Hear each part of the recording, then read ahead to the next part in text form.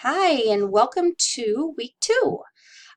This week's going to be exciting. Hopefully, everybody survived week one. With week two, you're going to do assignment number three. You're going to have discussion over coding guidelines. And also, this week, you do have your first exam over chapters 1 through 6.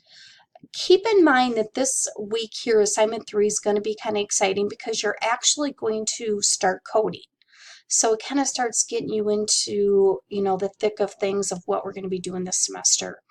So again, it's very important for these first 6 chapters that you really study, really know them, because they are the basis for this whole semester.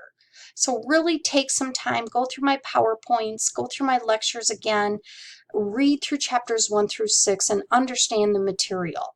If you have any questions at all, before the exam, send me an email and I will make sure I get back to you. Good luck, and we'll talk to you next week.